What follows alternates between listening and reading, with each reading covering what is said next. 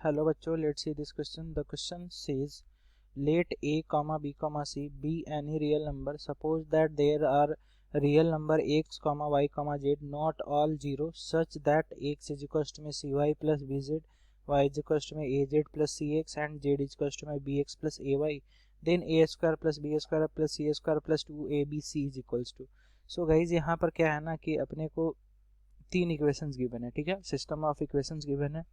यहाँ पे कह ये रहा है कि ए बी सी आपके रियल नंबर है एंड यहाँ पर एक्स वाई जेड तीनों जीरो नहीं है, ठीक है, यानी तीनों आपके ऑल जीरो नहीं है। तो अपने को यहाँ पर इसकी वैल्यू बतानी है। सो यहाँ पर अगर हम लोग की कॉन्सेप्ट की बात करें, सो इस क्वेश्चन का जो आपका की कॉन्सेप्ट है ना, वो आपका ये है कि अगर सपोज अपने को तीन इक्वेशंस गिवन है और वो इक्वेशंस आपके a1 x प्लस में आपका b1 y एंड प्लस में c1 z है, ठीक है, एंड आपका दूसरा इक्वेशन क्या है, तो दूसरा इक्वेशन आपका a2 x प्लस में आपका क्या है b2 y एंड प्लस में आपका c2 z है, ठीक है, एंड तीसरा इक्वेशन क्या है आपका, तो a3 x एंड प्लस में आपका क्या है b3 y एंड प्लस में आपका c3 z है, ठीक है। सो यहाँ पर अगर आपके तीनों यानी x y z तीनों अगर आपके जीरो नहीं है ना, तो इन्हें हम लोग क्या बोलते हैं, इसे हम लोग ट्रिवियल सॉल्यूशन बोलते हैं। एंड ट्रिवियल सॉल्यूशन में क्या होता है ना कि इनके जो कॉफिशिएंट के जो आपके डिटर्मिनेंट होंगे, यानी determinant of a1 b1 c1 and यहाँ पर a2 b2 c2 एंड यहाँ पर a3 b3 c3, सो ये आपके क्या होंगे,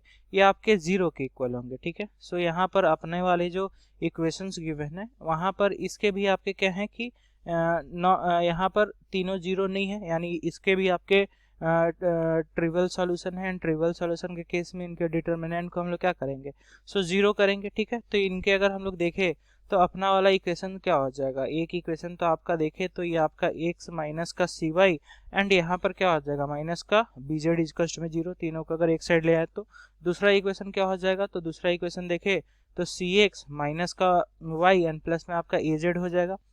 एंड आपका तीसरा इक्वेशन अगर देखे तो तीसरा इक्वेशन यहाँ से हम लोग अगर देखेंगे तो ये आपका bx प्लस में ay एंड माइनस में आपका z इज इक्वल टू में जीरो हो जाएगा, ठीक है। सो अब अगर हम इनके डिटर्मिनेंट को अगर हम लोग यहाँ पर जीरो करें ना, तो इनके डिटर्मिनेंट क्या हो जाएंगे, यहाँ से 1 हो गया x का कोएफिशिएंट, यहाँ पर माइनस c एंड यहाँ पर आपका माइनस b हो गया। दूसरे का अगर देखें तो c एंड यहाँ पर आपका क्या हो जाएगा, तो c एंड माइनस 1 एंड यहाँ पर a हो जाएगा एंड इसका क्या हो जाएगा, तो ये आपका b एंड ये आपका a एंड ये आपका minus 1 and is equal to में जीरो हो जाएगा। अब इस डिटर्मिनेंट को ओपन करेंगे तो प्लस माइनस प्लस आपका होगा एंड यहाँ से ओपन करेंगे तो ये आपका क्या हो जाएगा, यहाँ से ओपन करेंगे तो ये आपका +1 है, ठीक है। तो +1 इंटू में क्या हो जाएगा, तो -1 यानी आपका प्लस का 1, फिर माइनस का आपका a इंटू में a यानी a स्क्वायर हो जाएगा, ठीक है। अब यहाँ से माइनस तो था ही एंड माइनस c है, यानी माइनस माइनस प्लस का c हो गया, ये कॉलम ये रो आपकी खत्म, c इंटू में -1 यानी माइनस c हो जाएगा एंड a इंटू में b यानी माइनस का a भी हो जाएगा, ठीक है। एंड यहाँ से प्लस माइनस का b